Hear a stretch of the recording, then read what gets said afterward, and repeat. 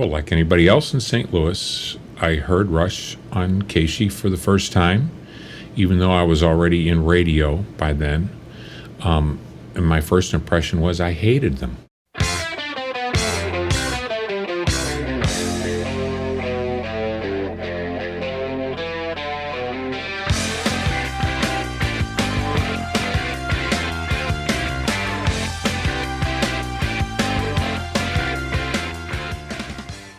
Well, my first introduction to Rush was in the studios of the old KSHE 95 Watson Road location.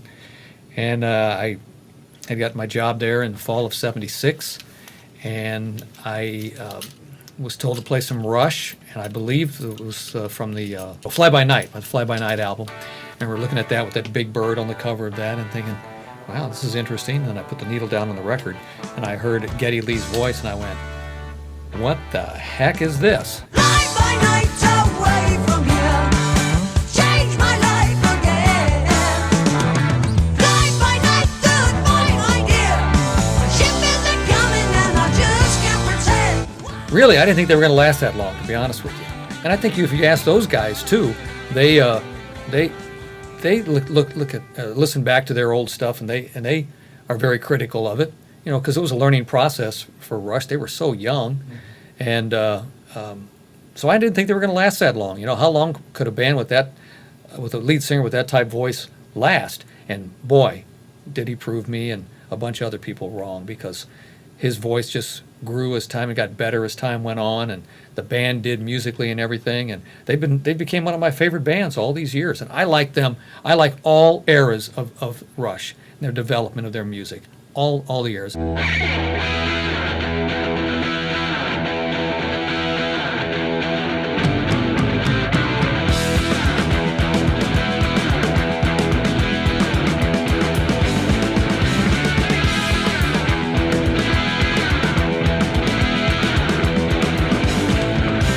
station I was at the time, KADI, we didn't play Rush, not at first, but KSHE was all over it.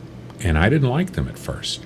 However, as time went on, and they sort of matured, and Geddy sort of corralled his singing a little bit more, like especially around the time of Moving Pictures, even Permanent Waves, they started to get a little better sound, I thought. And I began appreciating them a lot more. And then meeting them a number of times, and I've emceed Rush shows. I've been on stage with them, especially with some of their real fancy sets, which is interesting. And also getting to know them and their story, and also realizing that they always stayed true to themselves and their music. They have integrity and passion, and I respect that.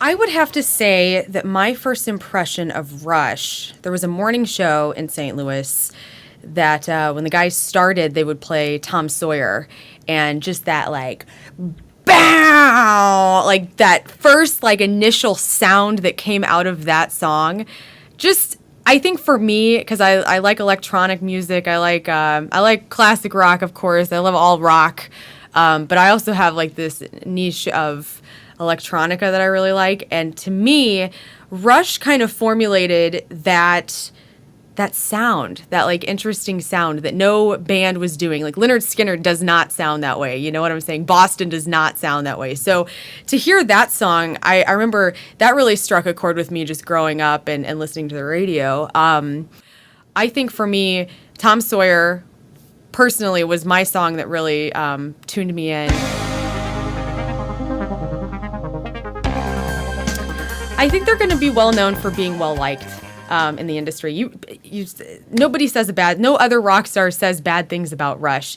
I think they have a lot of humility as a people. First off, you see that whenever you go to their shows, they have all these funny videos that they play, and they have, things like that. Like they're big goofballs. First off, I think their personal stories. Neil Peart's story, for instance, and his books that he's written, I think that will always kind of add to the the depth of that band, how much like tragedy they've had, but they've gone on. And I've met them twice, not Neil Peart, but I've met Geddy and Alex twice. And they're fun, goofball guys. They don't act like rock stars when you're near them. What separated them from other bands in the early days was Geddy's singing styles. The fact that they were a three-piece band was always impressive, and how powerful their music was and how intricate it was in the early days. I think that set them apart from a lot of other groups, a lot of bands who were just in it for who knows what they're. I mean, they were in it for their art form, but they were, not as maybe not as professionally trained or something, or not as dedicated to the craft as Rush was and still is to this day. I mean, a lot of classic rock and roll bands have rested on their laurels for years. You can't say that about Rush by any means.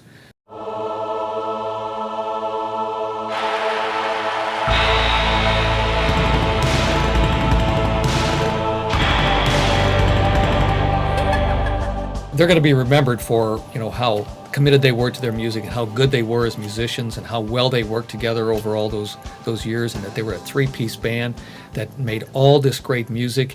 To get creativity out of 4 and 5 guys, you're lucky. To get it from 3 guys over that long a period of time is pretty damn amazing.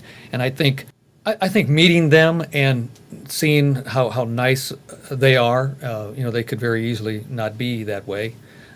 You'd think they'd be guys by now who'd just be sick and tired of the usual stuff, but they take the time to meet their fans.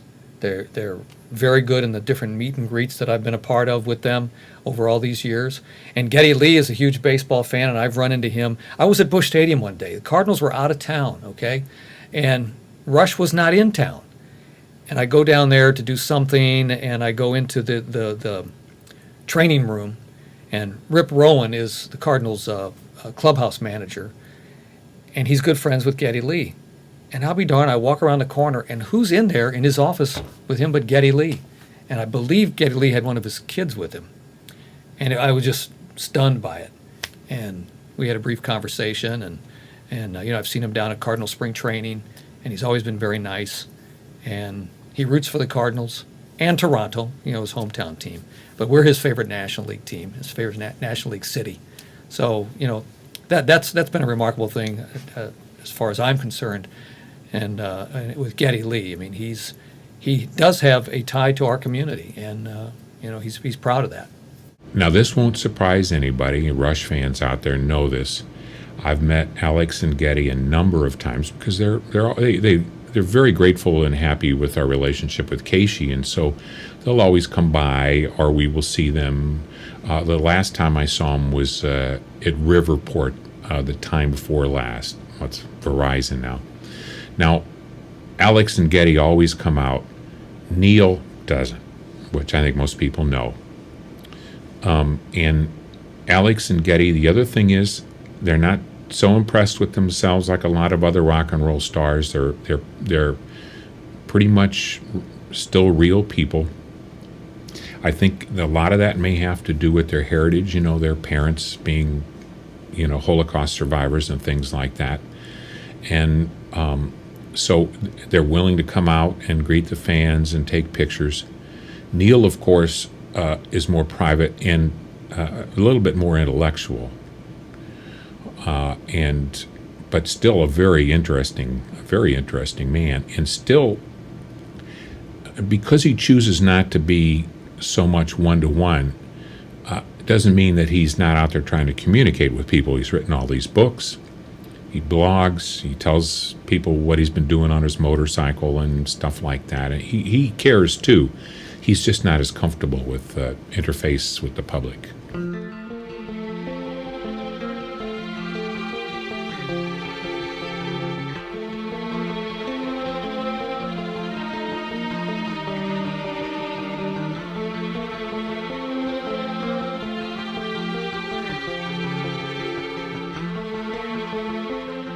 Will Rush stand the test of time, which is a very interesting question, and I think about that in regards to a lot of groups. I do think 100, just as we know Mozart and Bach, and we're familiar with Glenn Miller and stuff like that, what of our music will last beyond us. And there's some obvious, the Beatles and Bob Dylan and stuff like that. And what about Rush? Well, Rush do have some of the things necessary.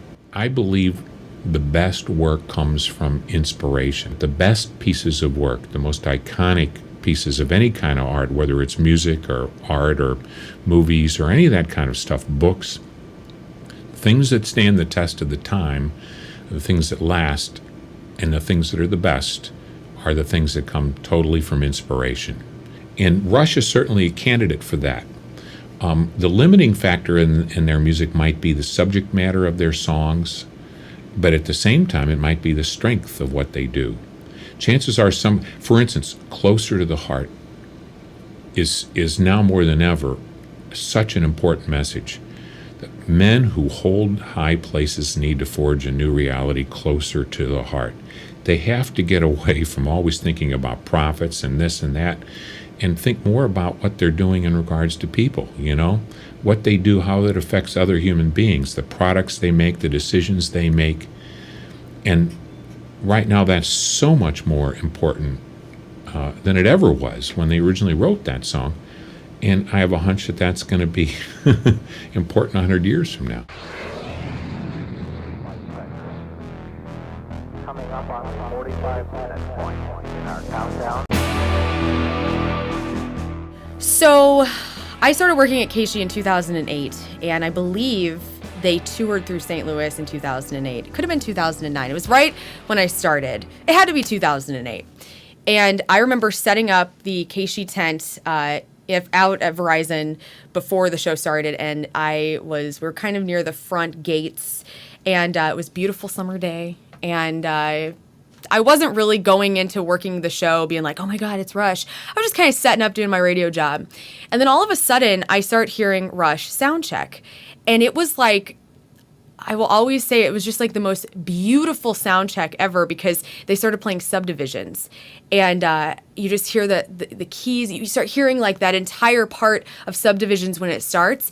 And there was something about that day and the wind and just how the sound was being carried in the atmosphere or something. And I remember like setting all of my crap down and being like, I have to go see this. And I just like walked, and we weren't supposed to, but I walked up to the seats, and I was just sitting there like watching them sound check with Subdivisions. And I had never heard anybody sound like that before. I was just blown away. And I want to say that first time I saw them in concert, 2008. And I know it wasn't that long ago, but for me, that was a remarkable experience. And I have to say, Subdivisions is probably my now favorite song by Rush, just because of hearing that day and how it sounded, and seeing it live. It was amazing.